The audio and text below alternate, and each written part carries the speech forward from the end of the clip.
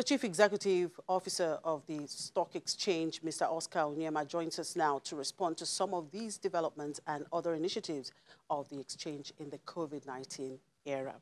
Good morning, Mr. Onyema. Thank you for joining us. Good morning. So how far-reaching would you say the health and economic impacts of COVID-19 have been felt in the capital market? It's been very deep. As you know, COVID-19 presents not only a challenge to global health, but also to the livelihoods of a lot of people. So it's really affected governments, businesses, and individuals. And the market is just reflecting that. What are the drivers of the recent gains in the stock exchange? We've seen month-on-month rise by 8.1% despite the lockdown. And this is not limited to Nigeria alone. South Africa is 13% month-on-month high, Kenya 5.9%. Capital markets around the world have responded very well to the COVID-19 challenges. You would note that some of the numbers you read out are actually consistent around the globe, and it shows the resilience of the capital markets. With regards to stock exchanges, we've seen unprecedented volatility in the markets, brought about by the health challenges of COVID-19. And for Nigeria specifically, the oil price shocks. I believe that what you're seeing is with the ability of the exchanges and the ecosystem to weather this storm in a very creditable manner, there's some confidence there. And then as governments react to the challenges that have been presented by COVID-19 and even start moving towards partial reopening of various economies, we're also seeing confidence come back in the market. And then if you look more deeply, a number of the corporates have actually reported very good results, which just goes to increase the confidence in the market as well. And then finally, I would say that, when we analyzed the data that we've seen, a lot of the domestic investors in Nigeria are actually coming back into the market. And so that has driven activity in the market, not just from the all-share index perspective, but also in the volume and value traded on a daily basis. Now, the exchange yesterday announced the donation of 100 million naira towards the fight against the pandemic. Give us a breakdown of the initiative and other actions you are taking against COVID-19. From a direct intervention perspective, the exchange has committed 100 million naira towards the fight against COVID-19. 60 million of that will go to the capital market support committee against COVID-19, which is an effort led by the Securities and Exchange Commission to galvanize the entire capital market ecosystem to help in the fight against COVID-19. And 40 million naira will go towards our Mask for All Nigerians initiative, which is really to support the government's effort to get everybody wearing masks, helping to sensitize people as to the proper ways to use these PPEs, and also to help get masks to the most vulnerable in the society, and to galvanize partner organizations and various other entities to come on this journey with us. So we're going to be donating masks, but also running a campaign to help in sensitizing our people. So that is what we've done from a direct intervention perspective, but we've done a lot more. From, getting ahead of the challenges with COVID-19 earlier on to making sure that we continue to keep our markets open by providing remote trading using our exchange platform and all of our access networks, from FIX protocol, which is the Financial Information Exchange Protocol, to VPN, XNet private network, just to make sure that people can have various options to connect with us. That has worked very well. and the market has remained very open and accessible to anybody that wants to access it. From an issuer perspective, our ex-issuer platform has remained open as well. So listed companies and listed entities are able to put out information. Now, some of that information is market moving, and that has also driven activities in the market. From a regulatory perspective, we've kept our exports platform open for the broker-dealer community to engage in reporting submitting various regulatory reports in an online manner. We've also given significant regulatory allowances for issuers and the broker-dealer community with regards to filing deadlines being shifted, accommodations around infractions and things like that to support the issuer community and the broker community.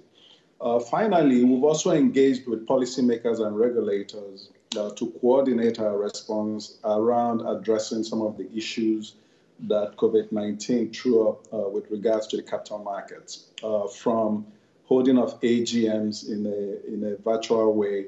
We worked with the Corporate Affairs Commission to put out the guidance on having AGMs using proxies. We worked with the Securities and Exchange Commission on engaging with bond issuers and trustees to make sure that we don't have default challenges. And we've also worked with the Ministry of Finance and Ministry of Trade and Investments to address a number of issues that are also germane to the market. So there's been a lot of collaboration and partnerships, and the names I'm giving you are just a few of the entities we've engaged with to make sure that the listed companies, the investor community, the brokerage community are able to continue to function even in a virtual way such that our markets can remain resilient.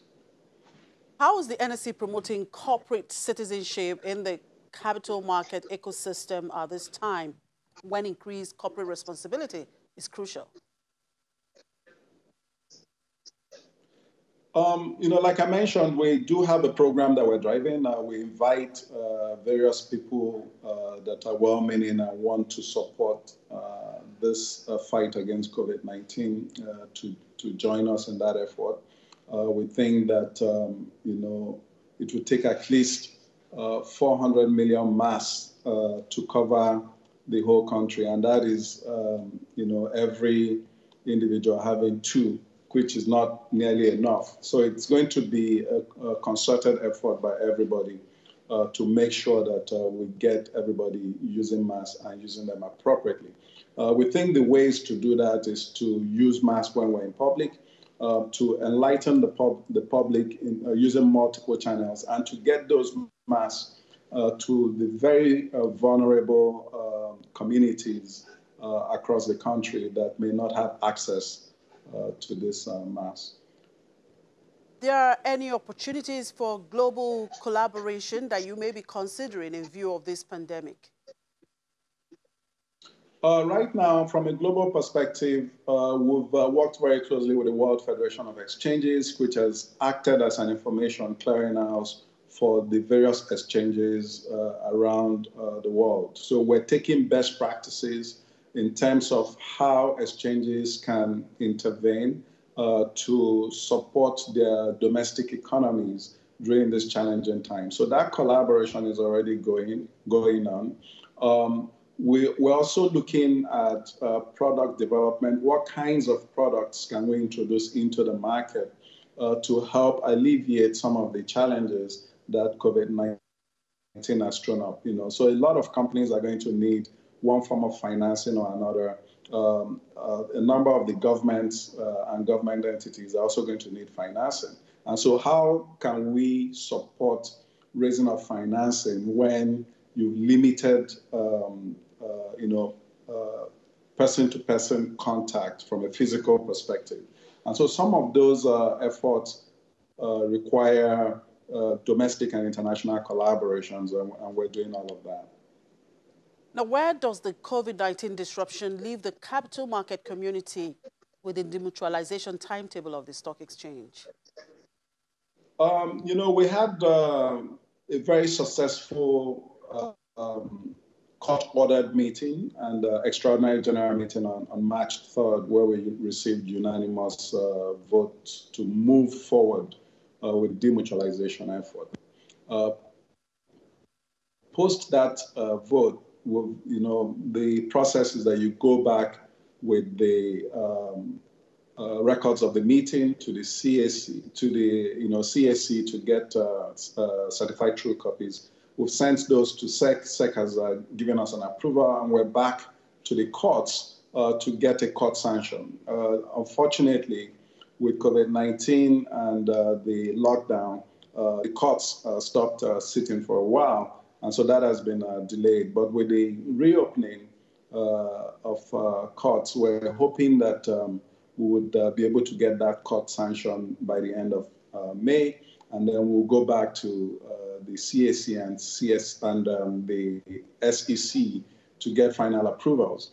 So once we have those final approvals, we would have then completed the regulatory aspects and the legal aspects of demutualization. And at that point, we'll start implementing restructuring to now run as a demutualized entity. Your tenure expires March next year, but we understand that you could have a tenure extension by another 18 months. That's going by the demutualization plan. But there's an executive recruitment website that has also published the vacancy for the CEO of the Nigerian Stock Exchange. Can you clear the air on this for the investing public? Okay. So with the demutualization of the exchange, we're also doing a restructuring that will see us, transition into a holding company structure. And so we're going to have a non-operating holding company that will have a number of subsidiaries, including an operating exchange. That operating exchange is going to be an entity that will run the business of the exchange. As a result of demutualization, we also have to decouple our regulatory activities from our business activities. So we've created another subsidiary that is called NGX Regulation, and that entity is going to run is going to support all of our self-regulatory organization activities. We do have real estate, a building that we currently reside in. It's called Naira Properties, and that will be changing to NGX Real Estate. As you rightly noted, my tenure ends early next year, and so I will stop running the exchange. What the members did at the March 3rd meeting was to vote for the directors of the non-operating holding company, so the parent company, if you will. I'm the designated CEO for that, but that is not the exchange. It's a different company that will be looking at a lot more things from a group perspective that does not involve running an exchange. So you're right, the exchange, as part of his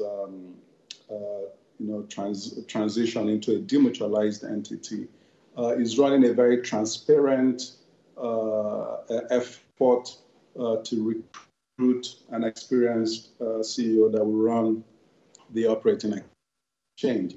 And perhaps that is what you saw with the publication that you mentioned.